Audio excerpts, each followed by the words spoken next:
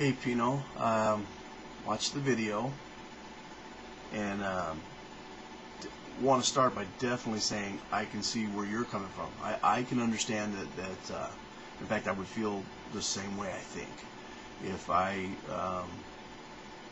that was my understanding of God, hell, the plan, the options, I would feel the same way. In fact, I'll tell you, I wrestled with the question of ultimate responsibility, God's ultimate responsibility at 10 years of age. And now there's a difference. You say you don't believe there's a God at all, but if you suppose that there was a God, you can come to the conclusion, the understanding that he's ultimately responsible and that you don't want anything to do with him.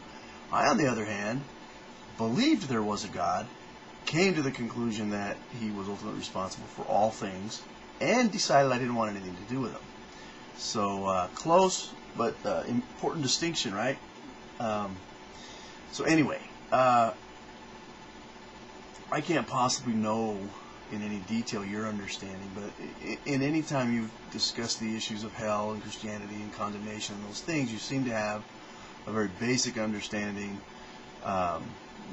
There's a God. People say he loves you, and he sent, if you're a Christian, Jesus to die for you. But whatever the religion, he's made some way he wants to have a relationship with you. But if you reject his plan, or in your case you say you don't even have an option, you don't have the choice. I don't know about that, but I tend to agree. But if we don't make the right decisions or the right moves, then he takes us and he throws us into hell, and we'll be tormented forever. Well, again, I got to say, if that was my understanding, I would be a little hesitant as well to cooperate, even if the God, could make good on the threat. That's not the way I'm motivated, and I can say that because for many, many years, that was my understanding, and I didn't want anything to do with God. Didn't care if he could send me to hell or not. In fact, thought he would. But I do want to offer a different analogy, one that I think is more accurate. As I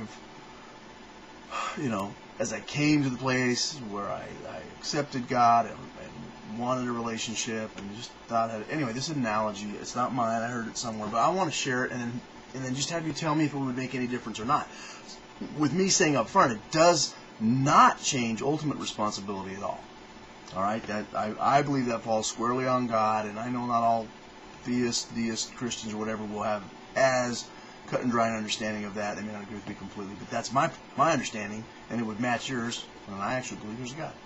But the analogy would be like this, and I'll see if I can offer two. But one is, you hear this frantic knocking at your door, you pop it open, and then there's this crazy guy going, "Your house is on fire, get out of there right now, come this way, follow me, you gotta get out, your house is on fire." But you didn't know your house was on fire, right? You were sitting in there, maybe having dinner or watching TV, whatever you're doing, and this guy comes up and tells you your house is on fire and you need to get out. Well, I think that's a better analogy because my understanding is all human life, all humanity is headed for an end. You believe that. You just think the lights go out and there is no more, no opportunity for regret or sorrow, sadness, any of those things, pleasant experiences. It's over, and people shouldn't worry about that. My understanding is there is a continued consciousness, and there can be a place of horrible regret and separation from God. That's my understanding of hell. Is obviously nobody's going to be glad they ended up there. And you're separated from God, you didn't take the steps, you don't get to go on with the opportunity for eternal life, and so on and so forth.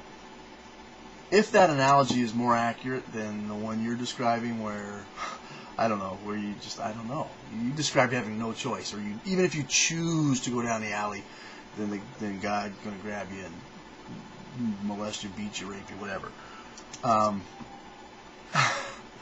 Like I said, I think that analogy is small-minded, but if my analogy is better, would it make any difference, though, ultimately, since it would still be God's responsibility? Now, for the people, theists, who are going to think I'm a nut job, let me just explain why I thought ultimate responsibility was a fairly simple concept, and I dealt with it, at the age of 10. If you're saying there's this God who made the house, human beings, sapient, sentient, conscious beings with will. And he made fire, okay? The way that humans are going to end up if they don't. And he knows full well that house and fire will one day meet. And yet he says, I'm going to use this plan because some people, some of these houses, some of these humans are going to develop a relationship with me. They're going to believe in me. They're going to reach out. They're going to see the provision I've made. We're going to have a relationship. And that's my real desire. My real desire, my intent for all the work I've done, for all the designing I'm doing, is for the ones that will end up believing, accepting, and have a relationship with me. And I'm going to keep those guys going. And that's it. And I like that. I'm going through with this plan. If that analogy is more accurate, you tell me what you think. Oh, I was saying, that's why I think ultimate responsibility is God's, because that's what I think is going on. I'll do a separate video then, just trying to discuss why that is the same, if you come back and say that there's no difference there. So I'd like to hear from you. I would suggest to you that that's the better analogy. In fact, I will say to you, Pino, your spiritual house is on fire. And I hope that you will find somebody to put it out.